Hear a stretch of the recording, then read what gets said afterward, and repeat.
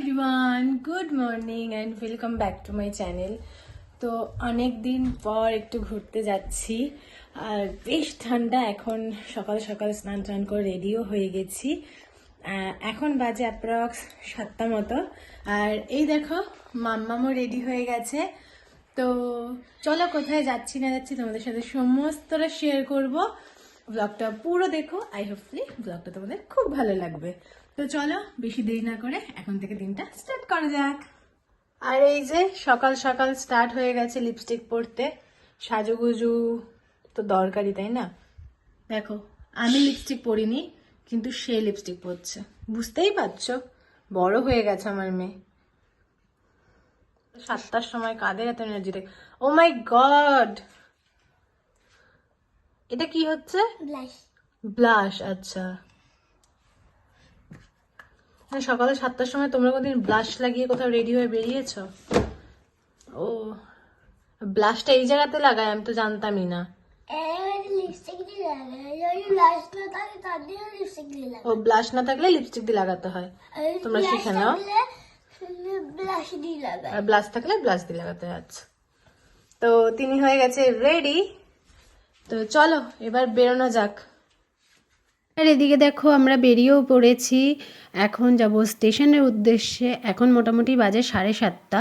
9টায় train, খুব তাড়াতাড়ি আমাদেরকে বেরোতে হবে। আর দেখতেই পেলে মা, শাশুড়ি মা সবাই আমাদেরকে সি অফ করতে এসছে। তারপর আমরা উঠে পড়লাম গাড়িতে। এখন গাড়ি করে স্টেশনের উদ্দেশ্যে রওনা দিলাম। আর জানো তো, ঘুরতে যাওয়ার সময় দেখবে একটা আলাদাই এনার্জি কাজ করে।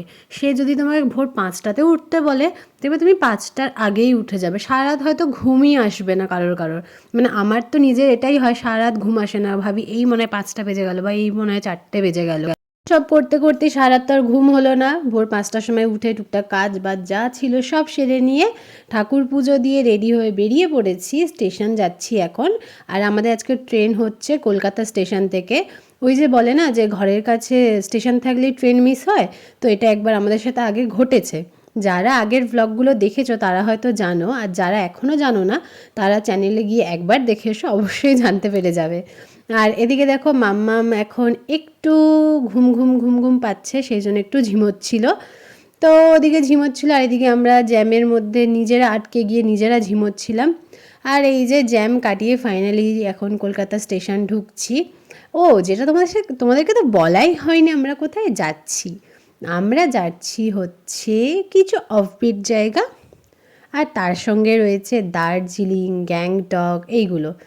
তো অনেক বছর আগে গিয়েছিলাম, তখন হচ্ছে মার্চ নয় সরি মে মাসে গেছিলাম। তো সেরকম ভেবেছিলাম যে তখন তো সেরকম বরফ পাইনি। এবছর ডিসেম্বরে যাওয়া যাক, ডিসেম্বরে গেলে হয়তো প্রচুর বরফ পাবো। কিন্তু আমাদের ধারণা একদমই ভুল হয়ে গেছে। ঠান্ডা প্রচুর ছিল, প্রচুর ঠান্ডা, বাট সেরকম আমরা বরফ দেখতে পাইনি। তো সেগুলো আসছে খুব শিগগিরই নতুন নতুন ব্লগে, তার জন্য চ্যানেলটা অবশ্যই সাবস্ক্রাইব করে রাখতে হবে। আর এই যে আমরা এখন ট্রেনে উঠে পড়েছি। ট্রেনে উঠেই আমাদের যেটা সবার আগে কাজ হচ্ছে ভরপুর গল্প করা, ভরপুর খাওয়া দাওয়া। তার মধ্যে কিছু তো পাগলামি থাকবেই, তো এইটা এখন তোমাদের সাথে শেয়ার করি। ওইটা থেকে উঠতে পারেনি, ওটাতে উঠেই গেছিস তুই।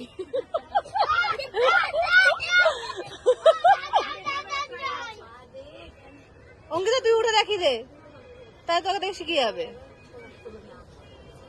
হয়ে গেছে, নন্দাঙ্কলে একটু উঠিয়ে দেবো কোপরে।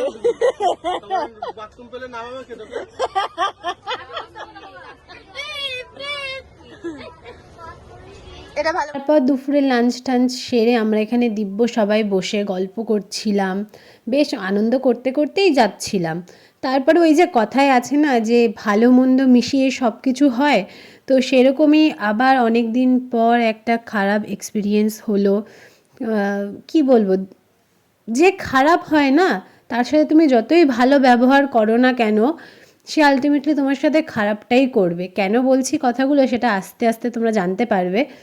তো তার সাথে খুবই আমরা ভালোভাবে ভদ্রভাবে কথা বলেছি, কিন্তু তিনি যেই ব্যবহারগুলো করেছে, প্রথমত আমাদের বাচ্চাদের সাইড করে দিয়েছে।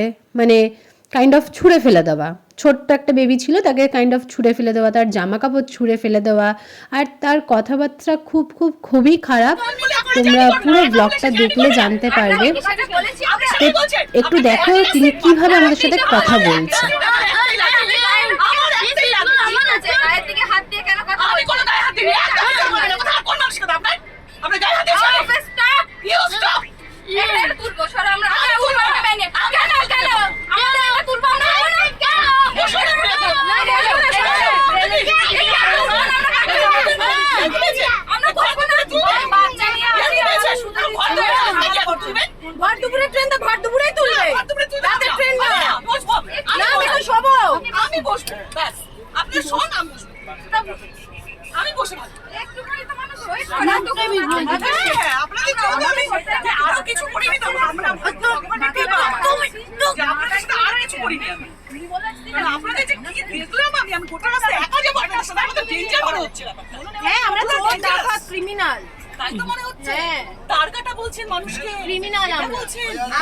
আপনি আগে বলেছে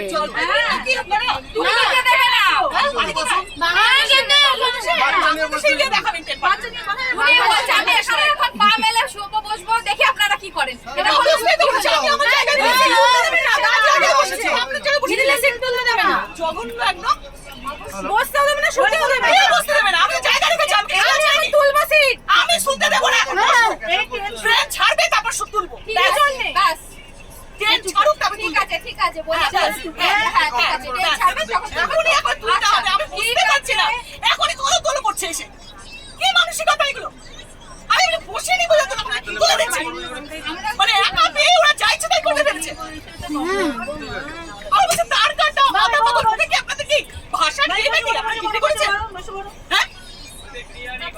মানুষকে বিশেষ দেওয়ার কি আপনি বিক্রি করেছেন?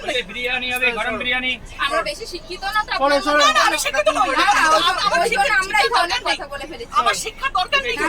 তোমরা এটা দেখে অনেকে আমাদেরকে ভুল ভাবতে পারো বা আমাদেরকে ঠিকও ভাবতে পারো, সেটা যার যার ব্যক্তিগত ওপিনিয়ন। কারণ আমরা জানি যে আমরা আমাদের দিক থেকে ঠিক ছিলাম, তারপরে উনি খুব খারাপ ব্যবহার করেছে।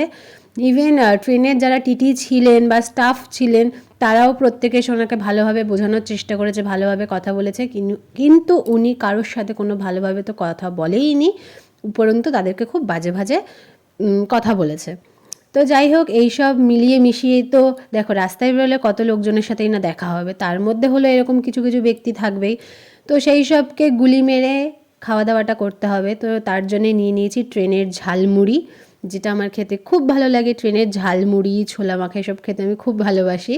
তোমরা কে এসব খেতে ভালোবাসো অবশ্যই কমেন্টস করে জানিও। আর ফাইনালি এসব ঝড়ঝাপটা পেরিয়ে আমরা চলে এসেছি নিউ জলপাইগুড়ি। তো এখান থেকে আমাদের নেক্সট ডেস্টিনেশন শুরু। আর জানো তো কিছু অনেক ভালো রিলস বানিয়েছি, সেগুলো দেখতে হলে অবশ্যই আমার ফেসবুক বা ইনস্টাগ্রামটা ফলো করো, অবশ্যই তোমরা সেটা পেয়ে যাবে। আর এই যে এখন ফাইনালি আমরা স্টেশন থেকে বেরোনো রাস্তা খুঁজে বেড়াচ্ছিলাম, কারণ কি আমরা অনেক দিন আগে এসেছি তো, আর সেই জন্য একটু গন্ডগোল হয়ে যাচ্ছিলো। তারপর ফাইনালি ঠিকঠাক করে আমরা বেরিয়ে পড়েছি। আর যেই কাকু ছাড়া আমাদের এই ট্যুরটা এত ভালোভাবে নির্বিঘ্নে মিটতই না, তার সমস্ত ডিটেলস আমি পরের একটা ব্লগে তোমাদের সাথে শেয়ার করে দেব। তিনি খুব ভালো ঘুরিয়েছেন, খুব ভালোভাবে আমাদের টেক কেয়ার করেছেন, এক কথায় 100/100। তো চলো আজকের ব্লগটা এখানেই এন্ড করছি। দেখা হচ্ছে খুব শীঘ্রই নতুন একটা ব্লগে। ততক্ষণ ভালো থেকো, সুস্থ।